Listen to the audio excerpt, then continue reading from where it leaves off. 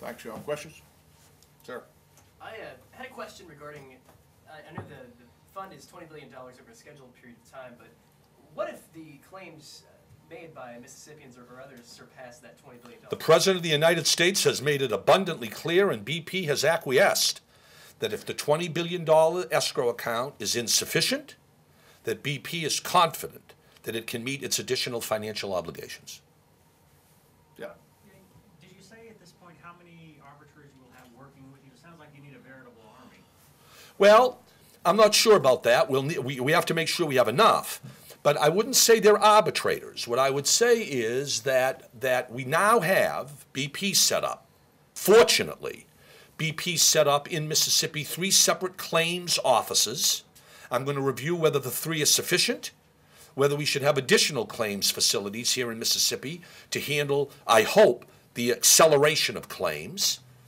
There will be undoubtedly a claims processing function. It's already in place in Mississippi because of what BP has done already, fortunately, constructively. I don't want to reinvent the wheel here in Mississippi. I want to build on what BP has already accomplished. But where there are defects in that system, and the governor has explained areas where there's always room for improvement, I plan to improve on the existing facility. We'll make, with our adjusters and claims processors, we'll make initial decisions. We'll cut the checks in a prompt fashion. If somebody is dissatisfied, we'll set up a mechanism to have the ability for them to be heard and to appeal their unhappiness if there's a claim that they feel is worth more than they've been granted. I actually have a number of questions, but I apologize for being late. I wanted to know exactly how will you determine the guidelines and how soon will you determine the guidelines for claims?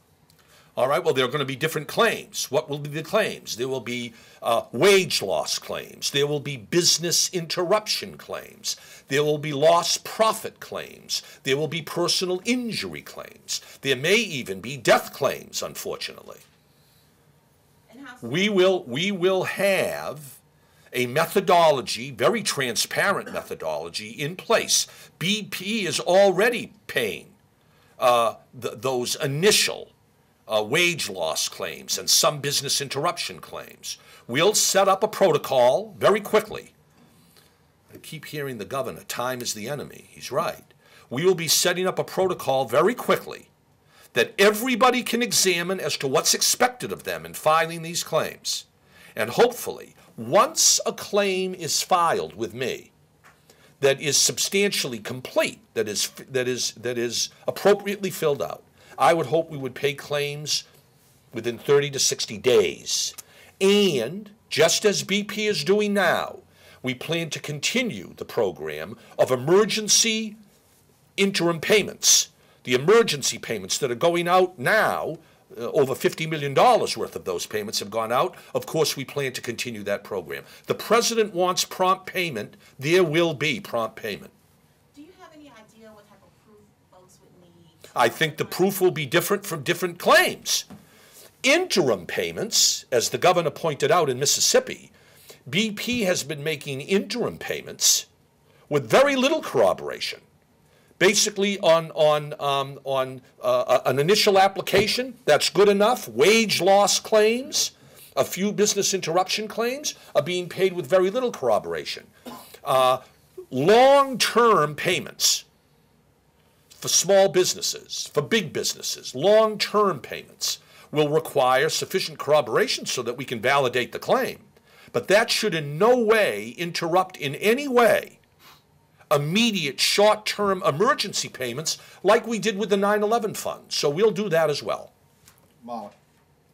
Because the trickle-down effect, economic trickle-down effect is so enormous, I mean, you can make an argument that coast businesses affect upstate businesses. How directly do you have to be harmed to make a claim? Does that make sense? Your question makes eminent sense. That's a very important question here.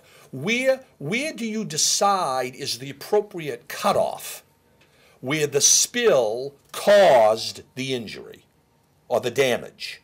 That's a very critical question.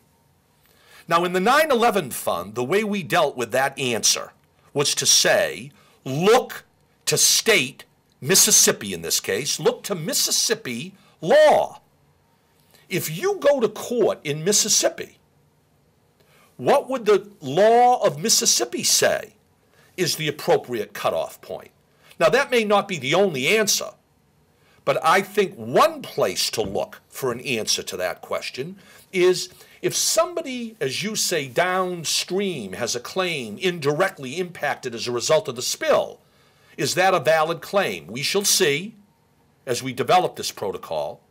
But one place to look and get an answer is, well, if that person filed a lawsuit in the state courts of Mississippi, how would the Mississippi courts resolve that claim? That's how we did 9/11. That's one option to consider here during the next few weeks. How much money has been paid out at this point? My understanding is that BP has already paid out over $60 million in short-term, interim, emergency payments. I give BP credit. They set up a program. Don't forget, with 9/11, there was no existing program. Congress set up a program and said, Ken Feinberg, go do it. Here, BP has already set up a program. 3 claims facilities in Mississippi, 1-800 numbers, claim forms, interim payments. Now, we've got to improve that program based on the president's direction, to me. But BP is trying, I think, trying to do its best. They deserve credit for setting up what they've set up. And the question is, to me now, Ken, how can you improve the efficiency, the speed, the fairness of that program? And that's what I'm doing. Is that 60 million across the gut? I'm sorry? Is that 60 million across the gut? I think it is across the go. Yes, that's total, not just I Mississippi. think it's about 7 million in Mississippi. 5, if memory serves, it's about, I'm sorry, 10 million. It's about 10 million in Mississippi. Mr. Feinberg, clearly the impact of the oil spill will be felt for years. Let's say there's a victim that's been compensated from the $20 billion. If they wanted to file a lawsuit against BP years later, will they be prevented from doing that? They won't be prevented right now from filing a lawsuit. Make this distinction in your mind. If somebody is getting an interim short-term payment, wage loss, business interruption, small business, that person is getting that money under existing BP programs and federal law that does not require that that person waive his or her right to a lawsuit. They can still sue, even with the interim payments that they're getting. One question I've got to resolve is whether, if the new facility I'm setting up offers a lump sum comprehensive payment for total loss, does that person then release BP from any lawsuit? That's what we did with the 9/11 fund. That seems to make the most sense. But make the distinction between short-term emergency payments while we go on and review a comprehensive claim, and longer-term payments designed to make that person whole for their damage. That'll be that's the critical cutting off point. Will those payments be taxable? I believe that. That's a very good question.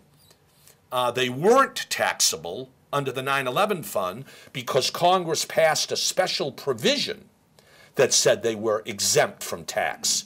I'll have to check on that. I don't know the answer to that question.